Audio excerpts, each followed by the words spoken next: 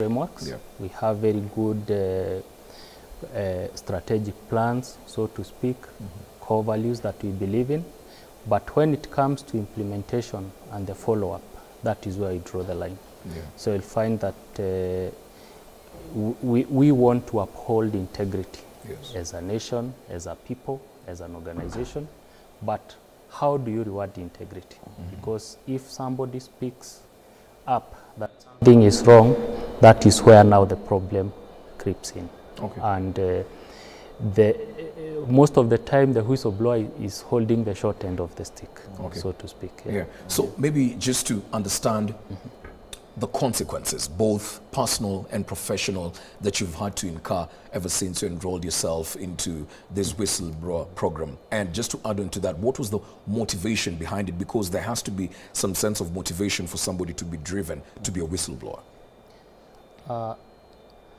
I would say that some of us, myself particularly, I'm an accidental whistleblower because these are issues that had been raised previously by other accountants, but I happen to be the one who brought them to fore.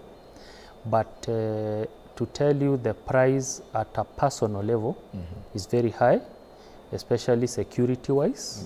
You are never safe. You don't know who to trust, who not to trust, because most of the time the people on the other side are actually looking for a way to get back to you, and that's revenge.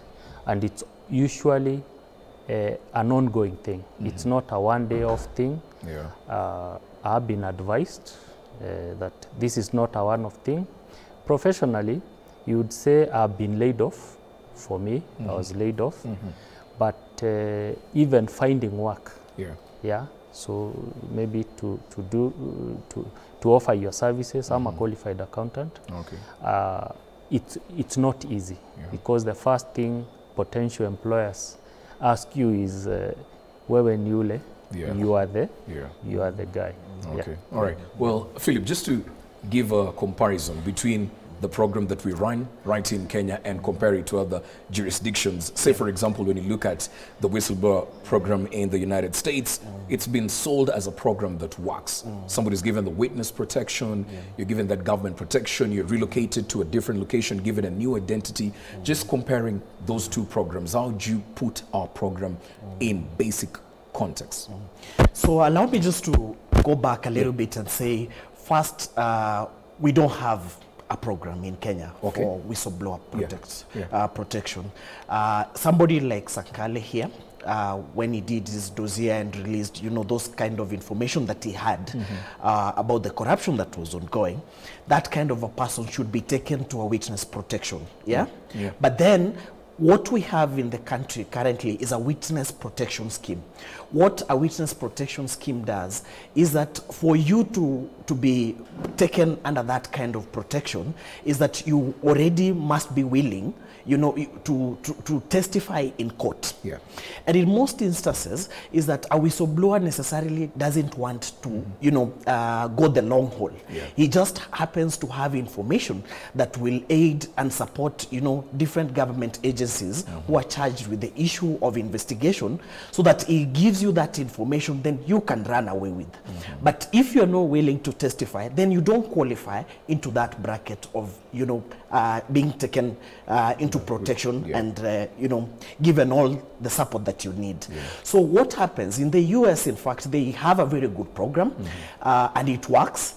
In fact, for them, they have gone further and established, there is a law they call the False Claims Act, whereby if, for example, I'm working for an institution and I've realized that there has been collusion here, and I happen to have information that will allow, that I can use to actually collect whatever has been lost, if it was a tender and we have lost, let's say, 2 billion, then I'm allowed by law to actually go to court and sue you. If it is you, I'll be able to sue you. If I recover that money, then a percentage of that money comes back to me.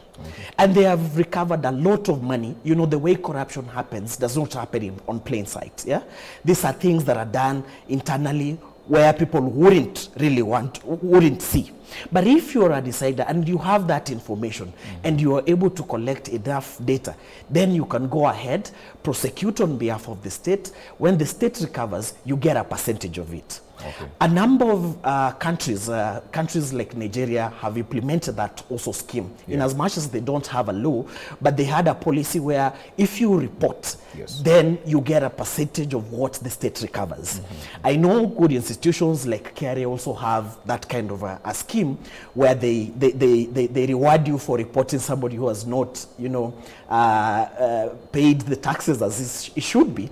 They reward you. But then as a country now, what we don't have that framework as a law to ensure that anybody who reports this kind of cases is protected under the law, and then he doesn't face reprisals like what Sankale was mentioning here, that he was actually sacked because of just trying to ensure that, you know, you report these issues of corruption. Okay, well, when you're looking at this problem, just like any other problem, of course, you have both immediate, mid-term, and long-term solutions. From a legal perspective, and considering this is a field that you've plied your trade in for quite some time, what would you say are those immediate interventions that you propose to see to it that we have a change as early as tomorrow? I do wish to state this, that while our law mentions whistleblowers in a number of legislations, you'd find whistleblowers mentioned in the Bribery Act, you'll find whistleblowers mentioned in the Access to Information Act. It is imperative that we develop a legislation because then we, as a country, we don't remain compliant to the convention that we signed. That is the Convention Against Corruption, the UNCAC convention that we signed. And there has been attempts. In the last house, there was a legislation that was put, but then it lapsed. You know, that window of that house, it lapsed.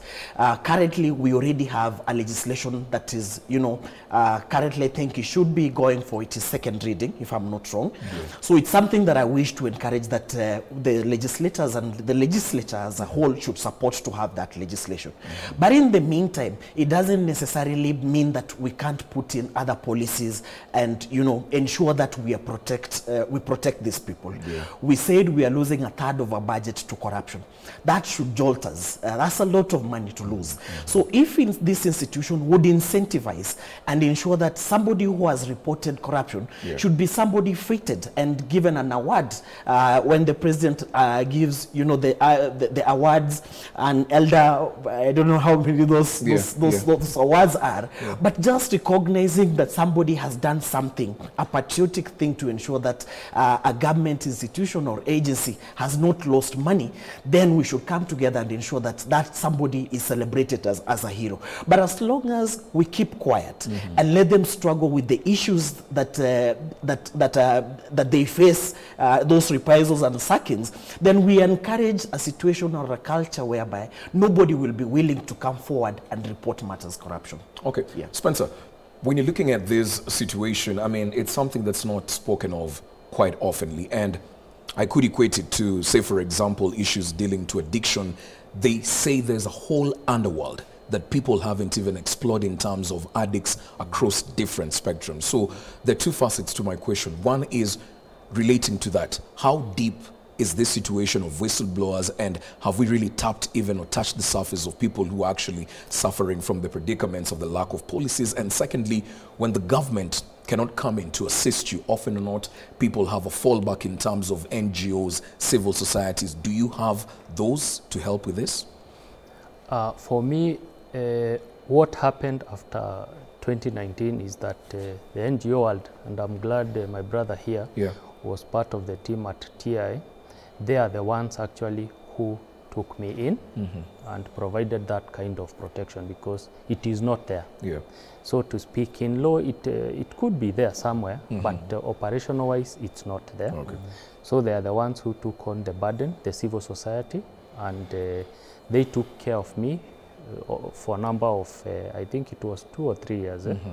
I was under their care before I got a new job.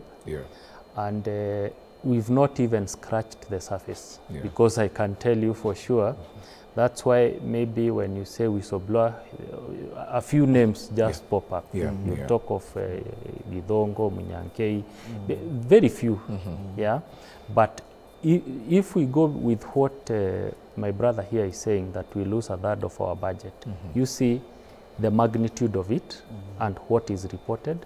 We know where the problem is, but tackling it is the issue. And if we have people who want to come and report the underworld, that is where I think there is kind of a line that is drawn. If you cross, then we are with you. So, and the examples have been set by those who preceded us, including myself. So you'll find even professionally, accountants are asking me, like, you want me to report and then I just become what you became? You know, it's a whole underworld that it's hard to crack in. And once you report, you are a marked person. So to speak. And sorry to cut you short. It doesn't only happen in government, even in private sector.